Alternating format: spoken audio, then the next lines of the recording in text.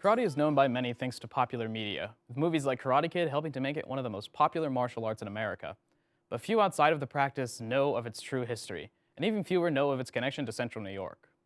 Karate as a martial art began on the island of Okinawa. Karate's exact origins are hard to pinpoint, as much of its written history was destroyed when the United States invaded Okinawa during the Second World War. However, we do know for certain that it came from Okinawa, and was likely inspired by several different martial arts. In its earliest stages, the art was known simply as te, which means hand, a form of closed-hand fighting created by the Okinawans. A heavy influence also came from Chinese martial arts, including tode, a form of Chinese boxing. Eventually, in the 1920s, the name would change to karate jutsu, meaning Chinese hand art. This change came into being from another way to pronounce the Chinese character for tode, which was kara. Later on, it would be changed by Genshin Funakoshi to karate do, using an alternate meaning for the Chinese character kara, meaning empty, translating to empty hand. The do means way or path and is meant to represent the philosophy of karate. Karate as it's known today has several different styles, each stemming from the same Okinawan origins. It's nearly impossible to go over all of them, but some of the most important styles are Shotokan, founded by the already mentioned Master Genshin Funakoshi, who is known as the grandfather of modern karate, and Goju-ryu, or hard soft style, founded by Master Chojun Miyagi.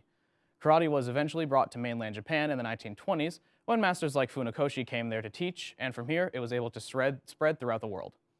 Following the Second World War, karate found its way to America through way of U.S. Marines, who picked it up during their time in Okinawa. This deep connection with the Marine Corps was actually what brought karate to central New York. Karate in New York can be traced back predominantly to two men, Master Pete Masakio and Master Frank Van Lenten.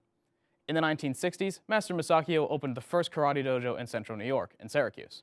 Master Masakio would train hundreds of students and was taught himself by Okinawan masters such as Tatsuo Shimabuku, the founder of the Isshinryu karate style. Master Masakio is the main contributor to karate's growth in CNY, earning him the worldwide nickname of the Godfather of Upstate Karate. In 1972, Master Frank Van Lenten would take over Master Masakio's dojo for him due to problems Masakio had been facing. Master Van Lenten who was also a U.S. Marine and trained under Okinawan masters. At one time, he was the only American to have won titles for both kata and kumite in Okinawa.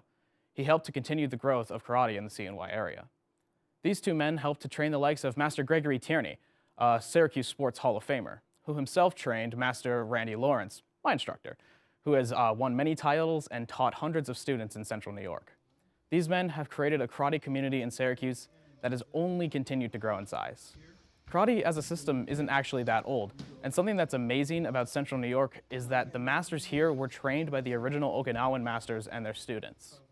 If you're a student of karate in Syracuse, chances are you can trace your knowledge through Master Masakio and Master Van Lenten straight back to Okinawa. And now you know the hidden history of Syracuse karate.